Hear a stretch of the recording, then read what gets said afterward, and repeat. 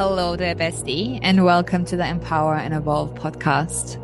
I am your host, Kat. I will be your guide on this transformative journey. I'm a hypnotherapist and a mindset coach that is here to reconnect you to your most empowered and liberated self. This podcast is a space where we will explore the vast landscapes of mindset, career, business, cyclical living, energetics, spirituality, and beyond. I invite you to join me as we traverse these expansive topics, igniting the spark of liberation within you and setting the stage for an empowering evolution into your most authentic self. Without further ado, it's time to plunge into today's episode. In today's episode of the Empower and Evolve podcast, I am joined by my dear friend and longtime mentor, Rhi.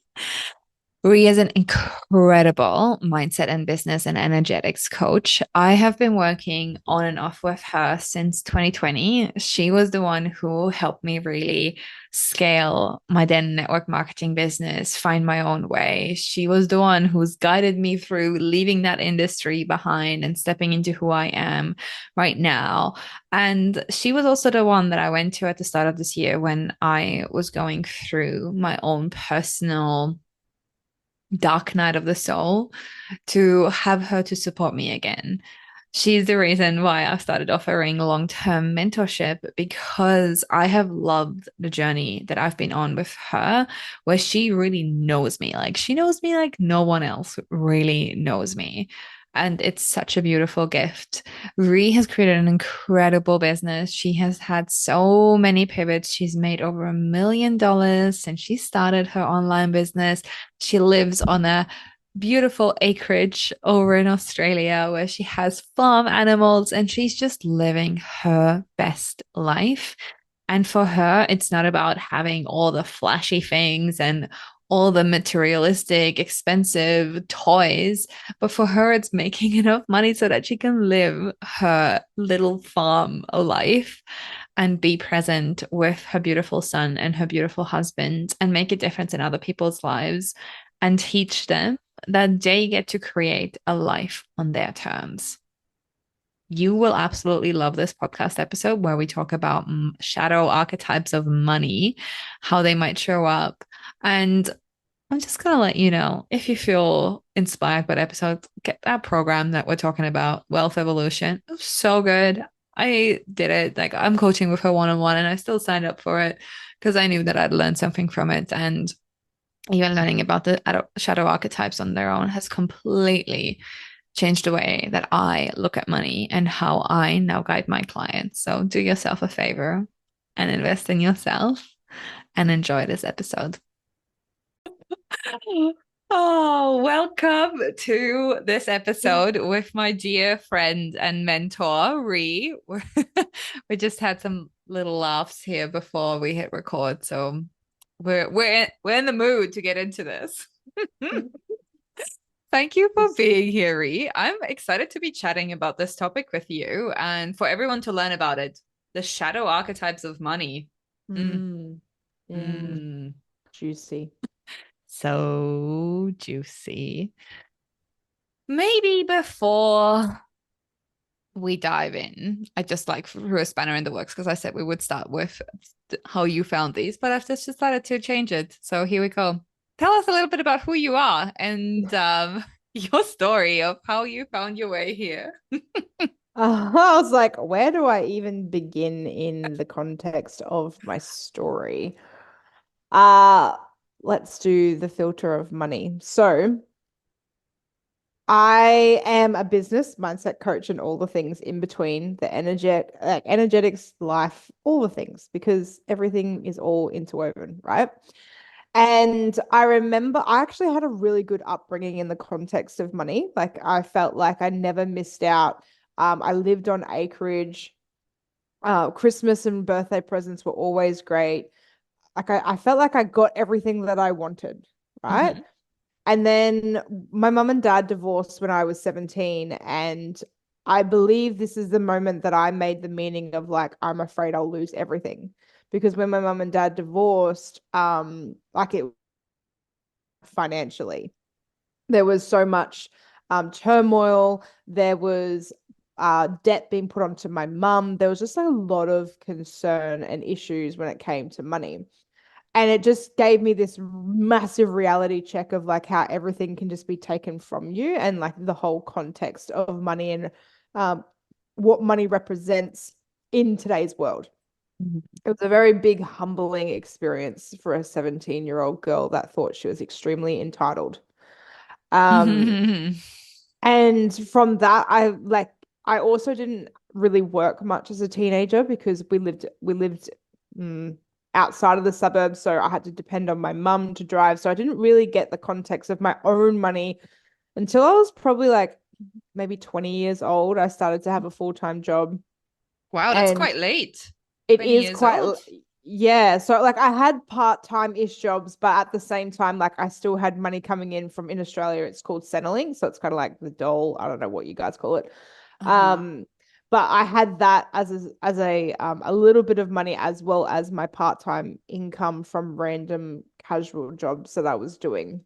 Huh. But a full-time job started at the age of 20, and then I kind of realized like the whole responsibility that came with it and how back then it felt so difficult to make money to get where you wanted.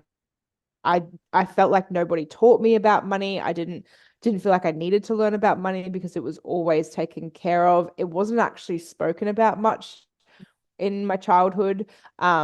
It was more when like I was 17 and could grasp the concept of the shift in our environment changing so significantly that it was around the context of money. Um, so I kind of after that I started to really make sense about like what is this? What is money, etc., etc. I felt like I actually didn't make a lot and didn't have enough. And even to the point when I got with my now husband, he had a full-time job and he was making decent money and he was always taking care of me financially and he always seemed to have far more money than I had. And I'm like, how is he doing this? I don't understand. Like, how can he just be giving money and I'm like holding it so tightly, Mm. feeling extraordinarily restricted, right? And then fast track towards when I got married, so probably like when I was 24, I think it was, I got married. We saved for our wedding, which was great. But then I really found personal development. This is like there was like some health concerns that I had at the time, which then introduced me to personal development. And then I got the context of like, oh, the mindset around money, like, oh, this is a thing. Like you can actually learn about your beliefs and your subconscious and your patterns in the context of money. And I was also a photographer at the time as well, and I was like trying to make money from my photography business. And I was like searching for the answer. Like I was like, what is it? Why am I not getting the money that I want to make? I want to make more money. I want to have a full time. I don't want to do it like I don't want to do the 9 to 5. Like I can't believe people do this. This is why like I got all this money like from when I was a child is because people were slaving their fucking asses off. Like I just didn't want to do it that way. And I'm like, there's got to be another way. Like I was rebelling hard to the matrix. Like I was like, Huh. I'm not doing it. I'm all the jobs that I had, like, even though it was full time, it was like full time in a different way. Like maybe I worked like a Sunday to a Thursday and always had the Friday off. So like it was always not like the whole set Monday to Friday, 9 to 5. Like I still had full time Yeah. hours, but it was kind of like flexible at the same time. Hmm. I've never actually had And a classical 9 to 5 either. I've done it once when I interesting. was in uni. I had to do like a placement in when I did my law degree in like a Yeah. notary office, and that was the only time, but I didn't really get paid for it. It was more like I had to Mm, do it for school, but that was the only time ever that I've done like a classical 9 to 5, Monday to Friday. Otherwise, I've never done it yeah. either. Yeah. So interesting. Yeah. I was just like so not about it. Anyway, so then it led me to learning more about like money mindset, and I did some courses, and yeah, I was just searching and searching and searching for the answer. Um, and that gave me all these tools in order to work through my money mindset challenges that I had at the time. And since doing that, made over $1 million online over the past couple of years. I've retired my husband. Um, I've manifested big, large sums of money literally out of thin air, like did not expect them at all. Um, Money has just flown to me in unexpected ways. Of course, there's been some moments where it's a bit like lower than I would like. Mhm. However, like it's just, I've always been taken care of. Like it's always come through. It's always been taken care of. And I've helped so many people make money and shift their money mindset because of the learnings that I put myself through. So that's the story of like how I came to learning about money mindset. I love that. Again, I learned new things about you. Mm. That's why I love doing these Like podcasts and me ask these. today. Right. Yes, relearned where Estonia is located today, just so everyone knows. Hey, I might be great with money mindset, but I fucking suck with geography. Okay. Like I even said to Kat that it was only recently I realized Canada was next to America. Like, guys, I am not perfect. See, Leave. guys, you don't need to know geography in order to create $1 million business. That's You know, right. you don't. That's right. That's Just right. need to be good at whatever you teach people, and that's all. You don't need to know it all. Yes. That's right. I would actually love for you, because we're on the topic of money and because I really just love that story and I think it's so powerful for others to hear. I'd love for you to share that story of when you were so broke and when you were still working at that No, bras yeah. and things, and that moment Mm, of that lull. You mm, know exactly what I'm talking about. I'd yeah. love for you to tell that story as well, just so people can really see like how far you've actually come and how you had that moment where it's like, fuck, like this is the line in the sand, like this is where things have to change, it's that rock bottom. Yeah, tell Yeah, us for about sure. it. I forget about that story and then I don't. It was the beginning of 2020, just before the world flips upside down. I was ready to invest in this particular business coach. I was like, I really want to do this. I just recently went to Sydney and like went into their event. And I'm like, I really want to do the next level thing. I don't know how I'm going to pull the money together. It was $2,000 up front for 1 month, right? So I was like, I need to be able to get $2,000 up front for this 1 month to then like be able to continue on, so to speak. And I got home and I had the courage to ask a family member for the $2,000 and they actually gave it to me, which was glorious. And I was so happy. I went to the grocery store to get a couple of things before I got home. And I was like really in like this super excited, like, oh my God, we're going to do this. This is so great. And then my car died.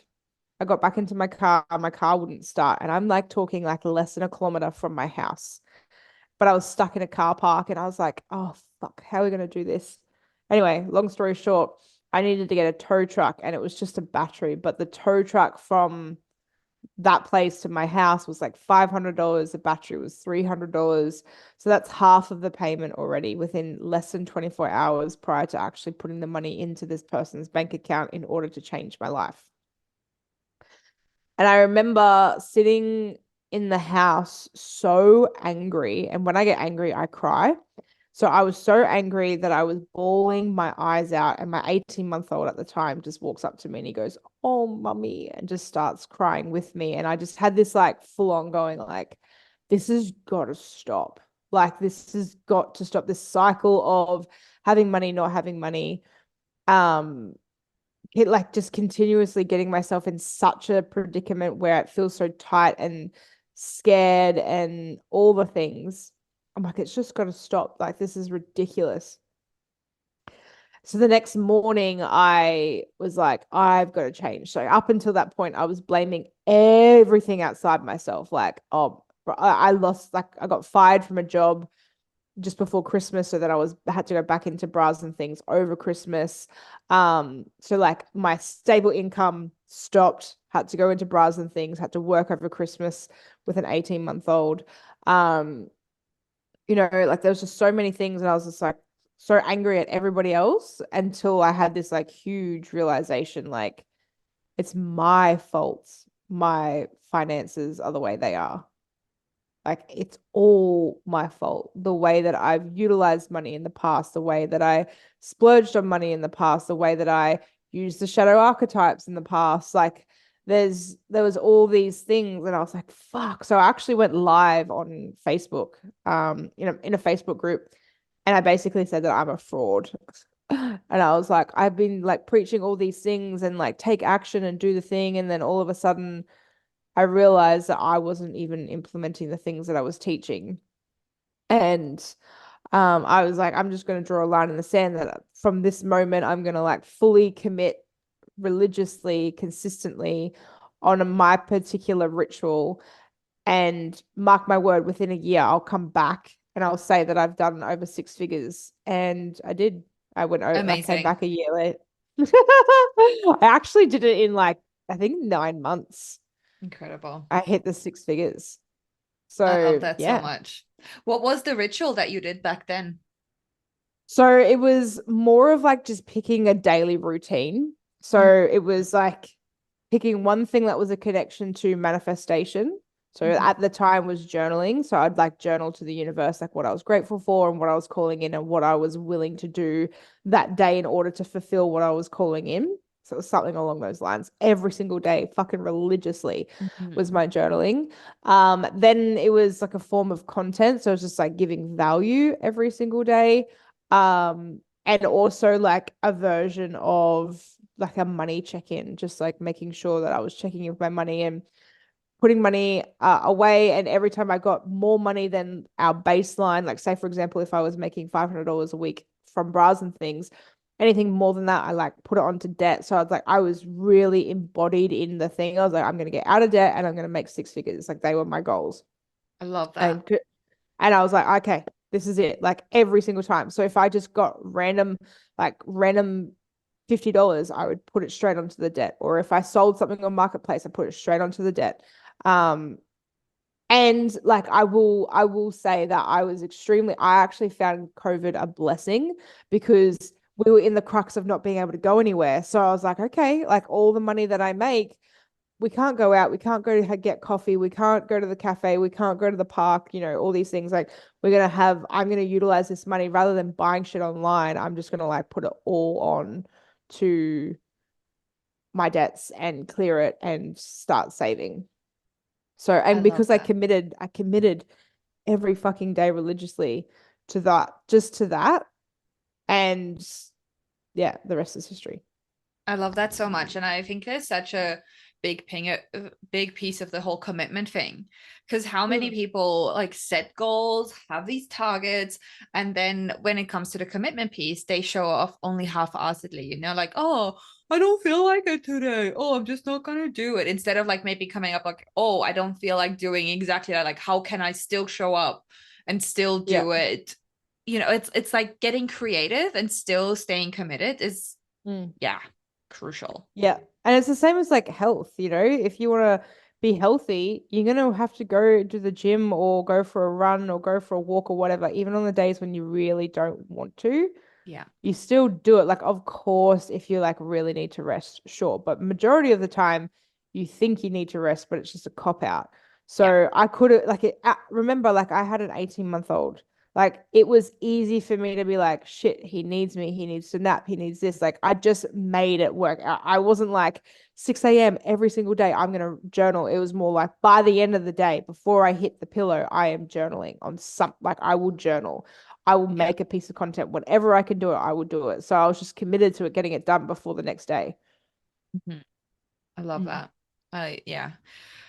Oh, so good. There's like so many side tangents that we could go on because I love talking about money mindset. It's Take so take me wherever powerful. you want to go.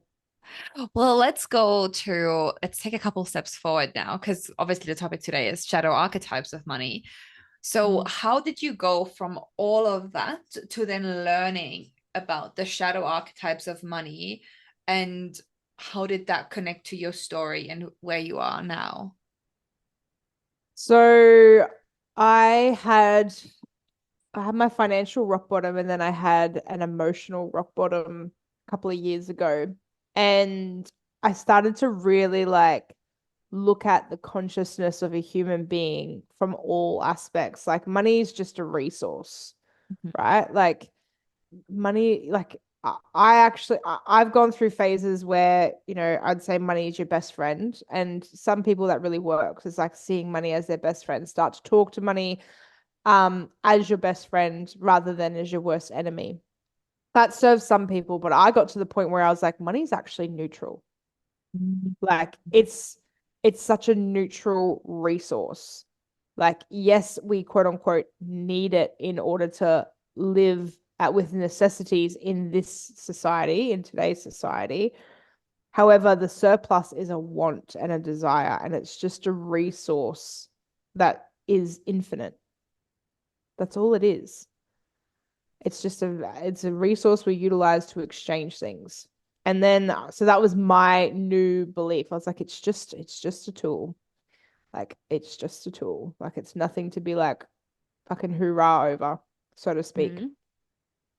So then I realized I'm like, okay, let's have a look at the human consciousness that people have and the behaviors of money. Because the other thing I realized when it came to money is it's like it's not actually how much money you make, it's what you do with the money, Mhm. right? So like some like this could be a fucking tangent. So we could be strap up people, we're going on a tangent. Wrap up. I have time. Let's just go. Because what I was gonna say is like there is this there's this desire for some people on social media where it's this like fucking must make a shit ton of money. Like they went from this like the trend is 10K months to now the trend is a seven-figure business. Mhm. And from what I've learned from the energetics of life, humanness, money, all that kind of stuff is a lot of it, not all of it. So, like, a lot of it is so driven by the masculine within the woman Mhm. that is deeply yearning to be in their feminine, Yep. deeply fucking yearning to be in their feminine. So there, and I will say loud and clear that I've definitely done some of the things I'm about to say in the past. So there's this gloating of like how much money you're making and using it as a marketing tool, and like this sometimes that feels like a projected pressure of like make more money because more money equates success, and that type of success equates to happiness, and it's just a fucking load of shit. Yeah. For some people, absolutely, but for the majority it's not necessarily how much money they're making. And what I've learned Mhm. with the how much money you're making is like there is this continuous like gotta make more, gotta make more, gotta make Mhm. more, gotta make more. I'm like, when did it go from, and I've asked myself these questions, when did it go from gotta make more to, or yeah, so gotta make it more, and then when do we go, oh, maybe we actually need to consider how we're using it. How are we actually Mm. like, are we going to make more so we can go and buy materialistic items to be like, hey, and I actually did a post recently. It was just like the quickest way to lose money is to spend money to show how much money you make. Yep, I saw that post and I had to laugh so hard. Yeah, it was actually from an audio book from a guy that talks about how to like make passive income Mhm. frugally, like, and it's actually an Australian guy, he's based Mm. in Perth, and he's like like there's this thing about people just gloating about how much money they're making through materialistic items. He's like, but I think it's sexier to know that people have like $1 million in shares rather than $1 million car, or $1 million house. Like who, like, when did that become the thing that was successful? And I was like, that's such an interesting thing, because, and like I want to make it clear, like there's absolutely no shame in wanting those things. Absolutely Mhm. no shame. Like I live in close to $1 million house. There's no as up, and also like fucking you could have the shittest house in the block and have $1 million property at the moment with Oh, absolutely. inflation, Like in our right? town, you could get like $1 million house that isn't even that great. Like just Yeah, because it's like that's just the way yeah. it is. Like I get it. And I'm like, but when did that become the thing that people were really focused on? And I realized that I became that person that was focused on that. And I was like, oh, like that's not why I wanted to make more money. Like I wanted to make more money for the context of being able to like set up my child or give back and like do more things, have more time to be able to help people. Like they were the things that I wanted. And I'm like, and the longevity of that is actually through putting that money into like shares or the Mhm. goal of having property or anything like that, so that then we can like actually go and have even more limitless supplies because business goes up and down. Yeah. That is business. But if you Yeah. have things in place that support you, so when you have the down, then you're like, it's okay that I have the down because there's money still coming in, Hmm. right? So when there's money still coming in, then you're not so afraid of the dip in business because you've like really looked at your resources. And I'm like, why is that not the thing that people are so focused on? Like, I just don't understand. Like, yeah, it just blew my fucking mind. And then I was like, oh, I wonder what the common themes of the archetypes. So to bring it back to the archetypes, I'm like, I wonder what the things are when it comes to like the behaviors of like what's actually happening for people to not choose their future in the context of how they utilize money for the sake of their future, to Yeah. stop getting in this rabbit hole. And what are they doing with it? What is the behaviors? What are they thinking? What are they feeling? How did they get here? How are they sabotaging themselves? How have I sabotaged myself with money? So that has taken me away from the bigger goal that I've just lost track of. And then I actually laid on the archetypes of Carl Jung. So if anyone knows who Carl Jung is, he is a phenomenal psychologist and he does a lot of like shadow work stuff. And I just looked at his archetypes that he speaks into and then looked at the common theme of the archetypes and how you could lay that over money. So, like, if Hmm. the archetypes in the context of money and how that actually shows up for people. So that's when I created my version of the money shadow archetypes and put it into my program, Wealth Evolution. I love that so much. I took that program because money Mm, mindset is something I'm extremely passionate about. And I've definitely noticed playing out that pattern. Like even now, that I'm like pretty successful and I have all these like incredible months in my business, I still notice the pattern that I self-sabotage. Like mm, I end up spending too much, investing in myself, and then like just getting myself back into those loops of like, oh, but now I'm not doing that great financially, and I now I need to make more money to pay off this debt that I gained, etc. So it's like there's been this curiosity of like, well, why am I doing this? Like, why is this such a repeating pattern in my life? So when mm. I saw that you were Oh, doing wealth evolution, that's another fucking rabbit hole we could go into. oh, yes, indeed. But when I saw you do wealth evolution and diving into the archetypes, I was like, yeah, sign me up. And Mm, seriously, that program, and that, you're my one-on-one coach, so I work with you, but all the time anyway. But that program was one of my favorite programs you've done because it just looked at money from such a different angle. yeah. And the archetypes blew my mind. Like I could see myself in so many of them. Mm, And yeah, my favorite one was still the realization of like the sabotaging, the belonging piece, mm, which I'm sure we'll get to. So yeah, mm. Yes, it's tell so us great. tell us about the archetypes. What are they and how do Okay. they show up? Right. So there's actually quite a few. So I'm going to probably give you the top three that I see the most commonly, right? Hmm. So like I'm looking at my sheet of all of the ones that I've written down. There's one, two, three, four, five, six, seven, eight, nine that I've got written down. So I'm going to give you the top three that I see the most commonly when it comes to the archetypes. Sounds Now, great. the first one that I'm going to talk into is the avoider. Now, this is the one where you're avoiding your financial situation. So you might, the common traits of an avoider when it comes to finances is that you don't look at your bank account. You might get a bill in the mail or your emails and you just pretend that you didn't see it. You might avoid having conversations around money. So like maybe you really need to focus and like have a conversation with your partner of like, hey, we need to like tighten up a little bit with our money so that we can get ahead, or there's this bill come out, or Like you just avoid money like the plague. If someone talks about their finances, you're just like, I don't want to like, don't want to talk about it, blah, blah, blah, blah. They might also avoid getting on top of their money. So they just keep like Mm. with their credit card, like they just avoid money as a whole. Like they'll just do whatever it takes to not talk about money. So that's probably like one of the common ones that I do see. Or they avoid their numbers, like they're in business and they actually avoid looking at their numbers. So they don't know like if they're making a profit or a loss or how much they've actually made for the month. They just know that money's going in and money's going out. Like they just don't even know where they're currently situated.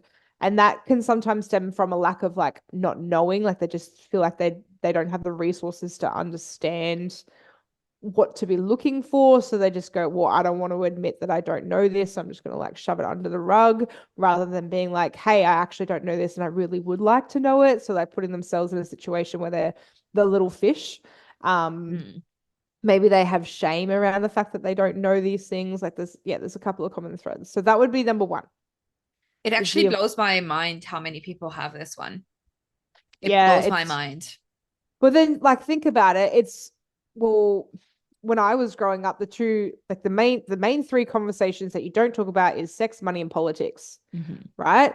So they're ones that probably people avoid is because they when growing up they didn't have this conversation with their family because it was avoided. And like if I was to talk about the story that I first shared in this podcast about like it wasn't spoken about, like Mhm. now we're looking back, I could see how the conversation could have been avoided. Like it was just Yeah. like they weren't really talking about their finances much, right? So then it made sense for me that why was I avoiding money so often?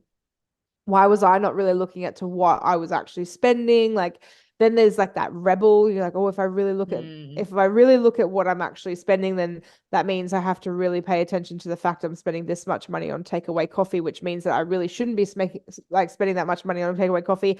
But I want to spend money on takeaway coffee. So if I don't know how much money I make, I don't feel guilty about the fact that I'm spending Yeah. this much money on coffee. Right. So this is like the things that Yeah. people they like really utilize their limitations and just like Mhm. fight for their limitations of why they avoid their money. Yeah. Mhm. So that's like one example. Mhm. The other one that I see is the sacrificer.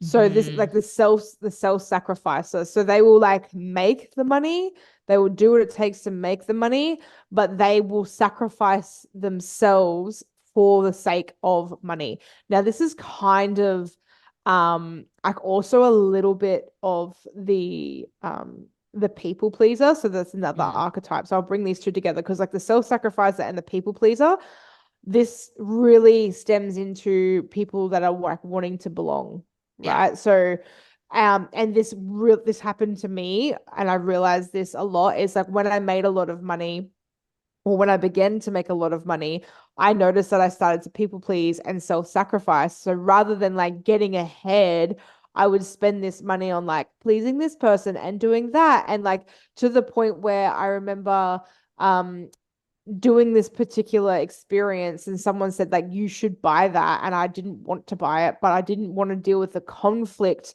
of saying I don't want to buy it, so I just shut them up by buying it rather than Right. just not actually then rather than just standing in my truth and going I don't want to buy that. And then even Yeah. though they're like but you should buy that, I'm like well Uh-huh. I'll give you a prime example. I remember having a conversation with someone about handbags, and I love Oroton handbags. So I don't know if you guys have Oroton over where No, you are, we but don't. okay.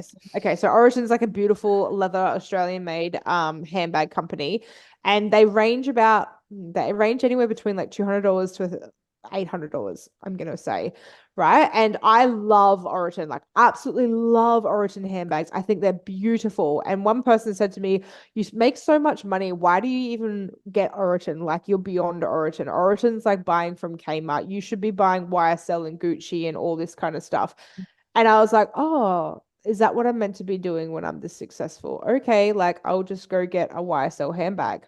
So I went and spent 2,000 fucking dollars on a fucking handbag that just holds my fucking shit when I walk around the shops, that was Uh, so expensive that I was too afraid to fucking use. And I did it because people told me that's what you do when you're successful is fucking buy materialistic handbags. And I'm like, yes, I get that for some people Origin's expensive, but like it was my level of this actually feels so in alignment with me. It's an Australian company, it's Australian leather, like it's a minimalistic handbag. It's brown. Like I love brown aesthetics. Like it was just it's such a me brand. Like I love it. Like I still love it. All of my handbags are Origin. But this was a moment where I people pleased. I was like, oh, they're telling me that that's what I need to do. And I'm stuck, Yeah. like, I'm rather than choosing myself and going, no, fuck you. Like, I'm going to stick with Origin. I don't give a fuck if you think that's what I should be doing. I'm not doing it. I people pleased. And I Yeah. fucking spent $2,000 on a handbag that I didn't need to. Yeah. And nor did I want to. So this is a prime example of a people pleaser. You might do this for your children. Your children's like, but I want a toy. Mommy, give me a toy. And you go, okay, I bought you one yesterday, but I'm going to buy you one today. No worries. Like that's a version of people pleaser. Your partner like might say that they want something and you're like, oh, we really should be saving for XYZ. But then you go into the savings account and then you give them money because you like want to please them, even though that was towards something that is your future goal because you didn't have the courage to say no. Right Yeah. now, it's not a priority. Like this one's super common, especially with women. Mm-hmm. Like it's the people pleaser, which I find more women do far more often.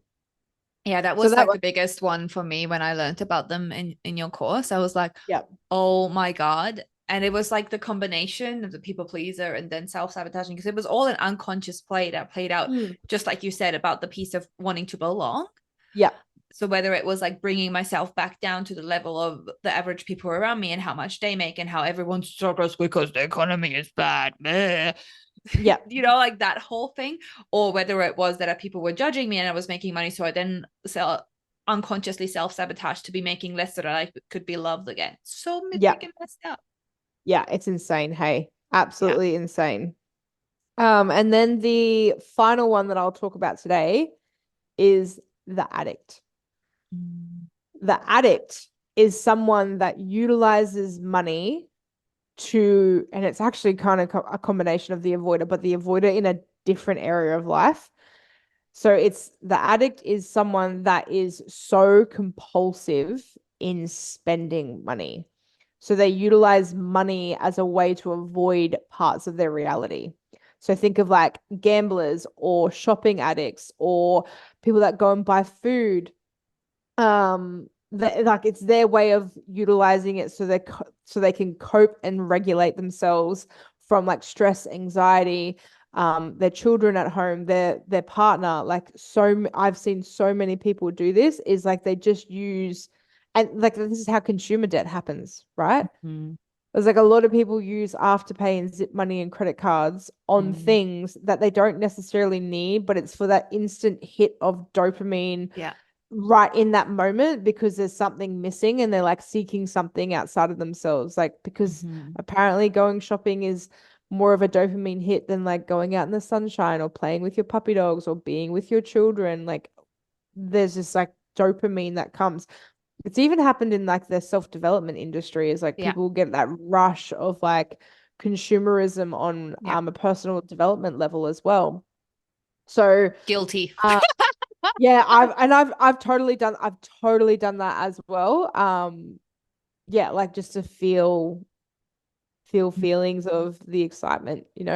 Some people also use it as an addiction to belong. So they use like it's their way of like being addicted to being in the context of belonging and utilizing the resources that they have so that they can belong. Um, or a version of validation of like utilizing their money and being like, oh, I'm validating myself. Like it's a like there's oh, I'm doing this because I'm worth it. Like you know, like how people sometimes with health, they're like, oh, like I've lost a kilo, so I deserve the cake. Like Yeah. yes, and in moderation. But if you're doing Yeah. this all the time, like how is this actually serving your future? So there is a nuance to all of the shadow archetypes, and there's also a gift, which I talk in the in wealth evolution. Like there's a gift to having the shadows. So for an example, like a people pleaser, you could utilize this from a place of like, well, how can I make the customer journey even better? Like if I was to just put an extra 1% of my expenses towards enhancing the customer experience journey to please the consumer, how would I do that? So you can actually utilize these shadows as a gift, but you got to be consciously aware of them, Yeah. in my opinion, which then leads me back onto what we were just talking about before. I was like, well, that's a rabbit hole. Is like, okay, strap up. Let's Is go. strap up. Every time I I'm say strap holding up, one it's like hand on the edge. One hand on the edge, and I'm ready to sink deep in.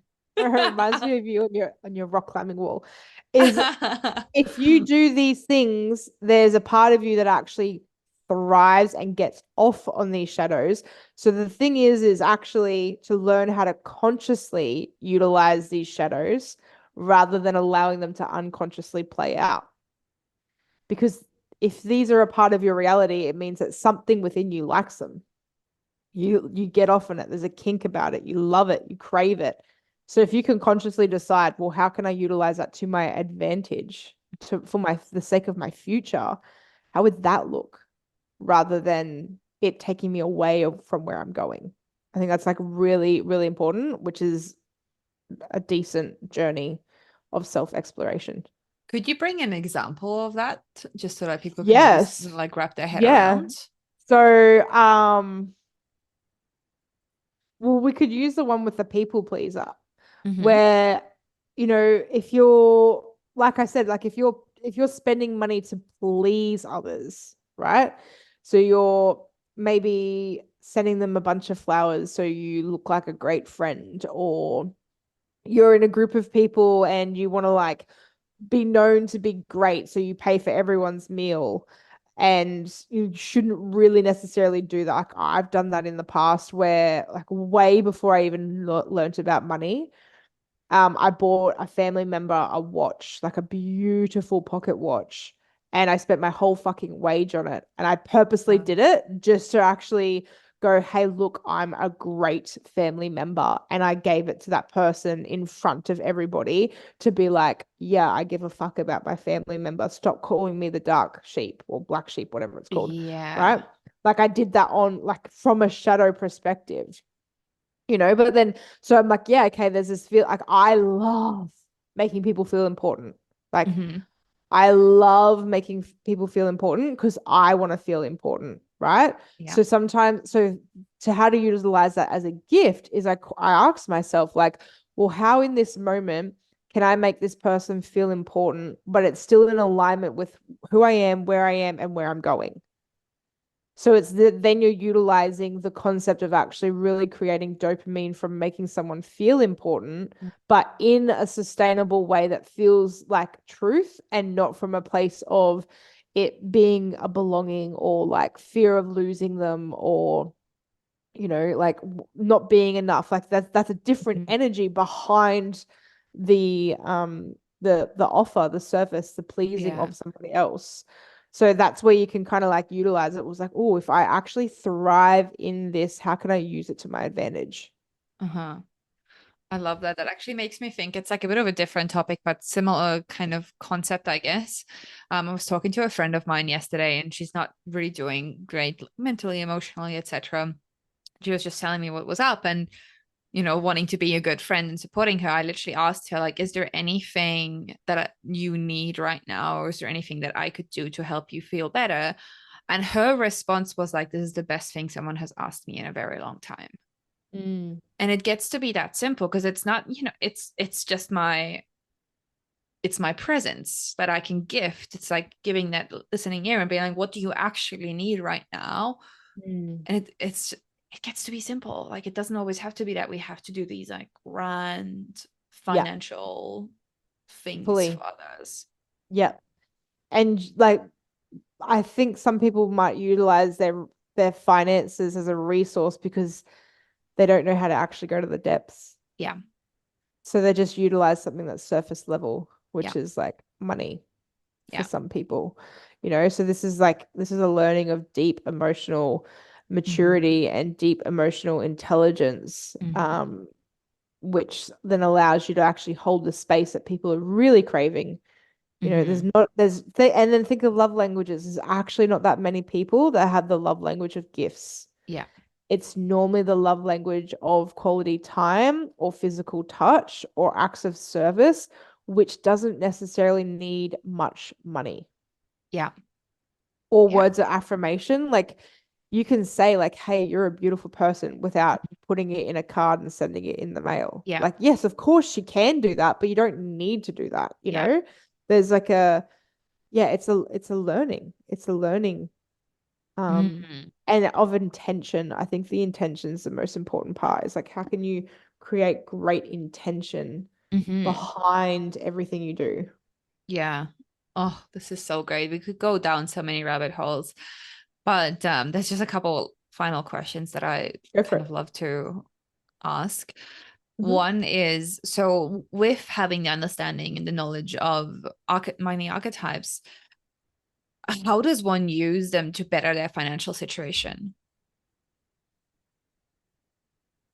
That's a good one. So it takes a conscious effort to come back, like just to check in. So like how I utilize this in wealth evolution is I said to people like, here's all the money archetypes. Mm-hmm. And I give like different examples like I have in this one. Mm-hmm. And then apply it into your day-to-day life. I just want you to check in before you make a financial choice.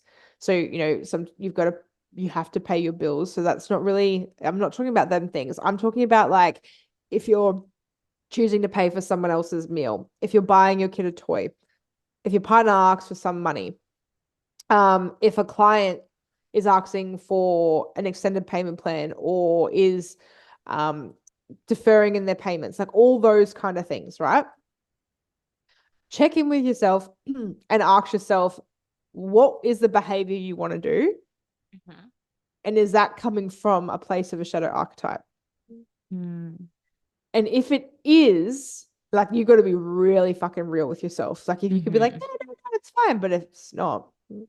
So it really Yeah. takes like a big, like, check in with self.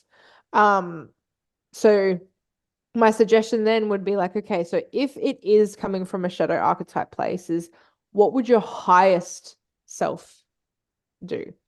Like if you were coming from the place of your highest vibration, your highest expression, what would that person do?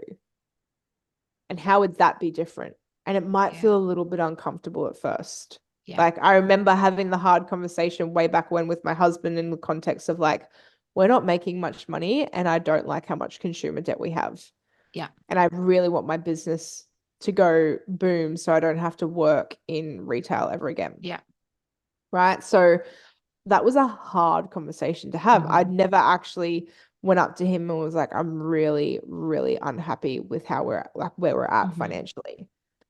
So, Mm-hmm. and that was what my higher self had to do. Rather than shoving it Mm-hmm. under a rug, I had to be like, I'm really, you know, unhappy with Mm-hmm. where we're going. So Mm-hmm. that would be like that, just doing that over and over and over. And the reason why this is so important is because it's building capacity for you to do the hard things, Yeah. right? Like, and I say to people, it's like, if you want all the highs of highs, can you actually hold the lowest of lows? Because if you can't, like, for example, having a business, you might be wanting to make 10, 20, 30, 40, 50K months, whatever it is.